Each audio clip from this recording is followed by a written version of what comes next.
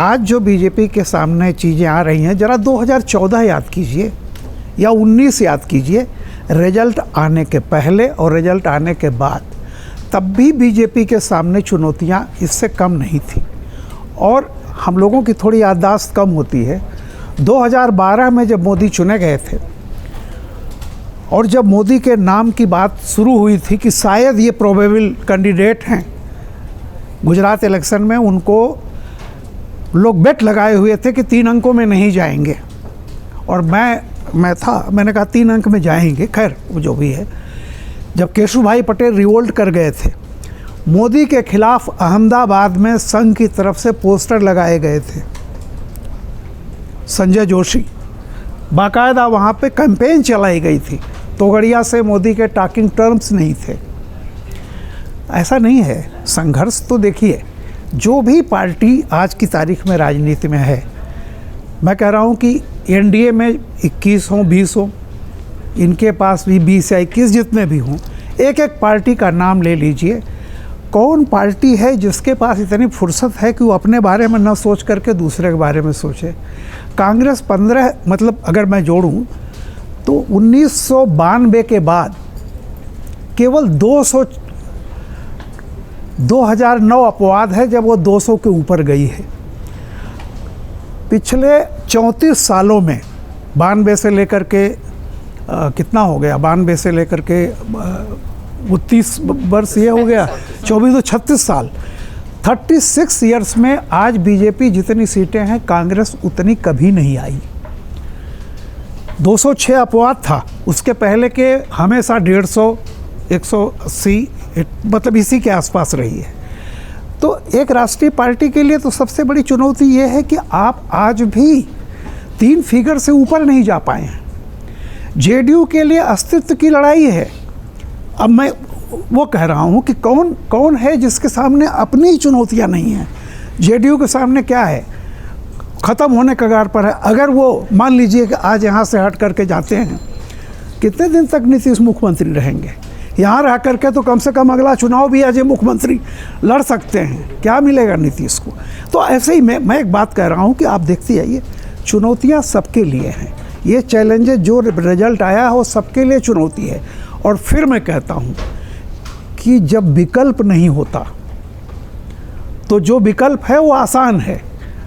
अगर इससे बेहतर विकल्प कोई होता अपोजिशन के पास तो आज मोदी प्रधानमंत्री क्यों होते?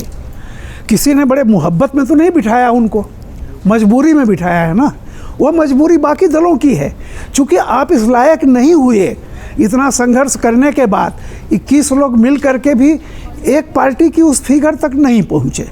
वो ठीक है, आज बड़े बयान बहादुर हैं, जैसे क्रिकेट। मैं एक बात कह रहा हूँ, 9 तारीख को 2 घटनाएं हुई हैं। 9 तारीख को शपथ ली गई है, सबके पोर्टफोलियो बटे हैं, सारी चीज़ें हुई हैं। बीजेपी 244 सीट या 240 सीट लेकर के आई और 272 से नहीं पहुंची। उसी दिन रात को भारत पाकिस्तान का मैच था और पाकिस्तान ने पूरे भारत की टीम को 20 ओवर नहीं खेलने दिया, 19 ओवर में आउट कर दिया। लेकिन लास्ट में 6 रन से जीत गई इंडिया। कोई भारत में नहीं कह रहा है कि बड़ी नालायक टीम थी। कोई पाकिस्तान की टीम को बड़ा नहीं कह रहा है कि बहुत अच्छा किया, 19 ओवर में ही हटा दिया। वहाँ तो पाकिस्तानी खिलाड़ियों को जूते दिखाए जा रहे हैं। हमारे यहाँ वाह भारत जिंदाबाद। 6 सीट का फ़र्क है शायद इस गठबंधन और मोदी की, लेकिन मोदी हार गए। हा। तो मेरा ये कहना है कि मैं किसी को नहीं, निश्चित रूप से जो मोहन भागवत का बयान था मैं उसका स्वागत करता हूँ। TDS के बयान को आरएसएस ने कहा उनका पर्सनल बयान है, बाद में उन्होंने खुद बदल भी दिया और रात को जिस तरह से किया है ये सही है। बीजेपी ने ब्लंडर किया था, इसमें कोई दो राय नहीं है।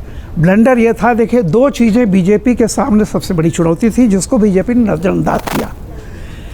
एक, आरक्षण खत्म हो जाएगा। राहुल जी हर जगह पे संविधान को लेकर जाते थे और ये बात आज से नहीं थी। ये आरोप बीजेपी पर लग रहा था कि संविधान को ख़त्म करना चाहते हैं।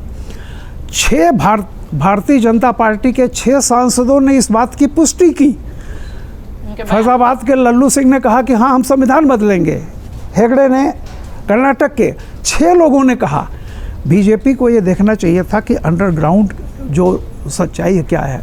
मैं आपको खुद बता दूं, ये बात है 1 तारीख या 31 के आसपास।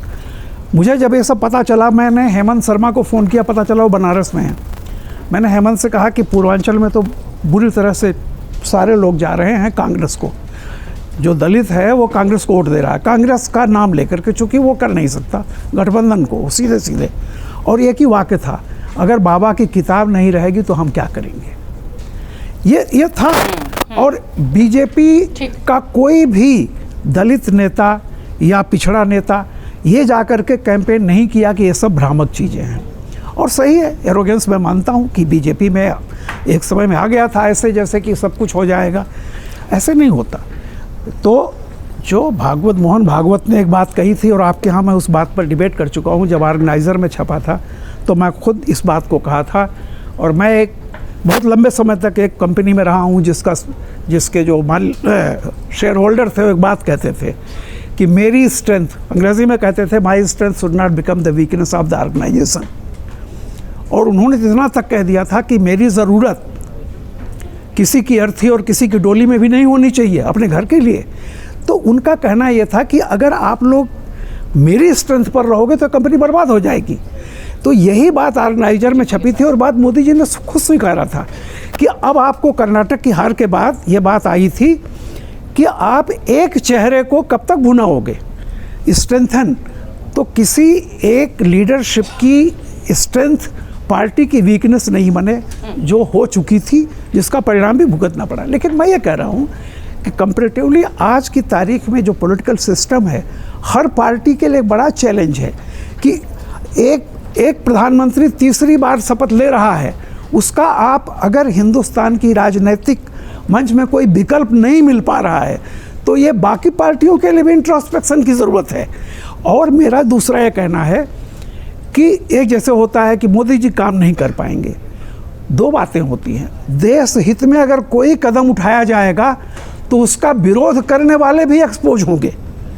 सवाल इस बात का है, जो लोग बहुत बात करते हैं बीजेपी फंस गई, बीजेपी के कोर एजेंडे में 3 चीज़ें थी, सिर्फ 3 चीज़ें, 370, मंदिर और कॉमन सिविल कोड। चौथा कोई मुद्दा नहीं था। ये 3 जिसको कोर कहते हैं, उसमें से 2 चीज़ें ऑलरेडी हो चुकी हैं। तीसरा कॉमन सिविल कोड एक ऐसा चीज़ है जिस पर कि संविधान में भी लिखा है, अदालत ने कितनी बार कहा इस काम को। तो ये बाकी जो 2 मुद्दे थे उस पर कोई मदद बीजेपी को नहीं थी, वो तो पार कर लिया। तीसरा जो मुद्दा है वो देश हित में है, नहीं होता है, वो कोई प्रेस्टीज इशू बनाने वाला नहीं है, क्योंकि वो एक लीगल टर्म है, संविधान में लिखा है और अदालत ने उसको कई बार कहा है कि आपको करना चाहिए। तो मेरा ये कहना है कि अगर देश हित में कोई कदम उठाया जाएगा तो कोई पार्टी अगर उसका विरोध करेगी तो किन कारणों से विरोध करेगी। एनआरसी है, फलाना है, ढकाना है, जिस पर भी है, ठीक है। अगर लोगों में नहीं सहमति बनती तो अच्छा, ऐसे कानून कब लाने से क्या फ़ायदा, जो कानून थोपा नहीं जाएगा, बहुत अच्छी बात है ये। लेकिन मैं ये कह रहा हूँ कि केवल बीजेपी के लिए जितना चिंता की बात है उससे कम चिंता की बात बाकी पार्टियों के लिए नहीं है। दोनों ही खेमों में चुनौतियां हैं। अगर आप ये वीडियो YouTube पर देख रहे हैं तो हमारे चैनल को सब्सक्राइब करें और बेल आइकन को दबाना ना भूलें। अगर आप Facebook पर ये वीडियो देख रहे हैं तो हमारे पेज को लाइक करें।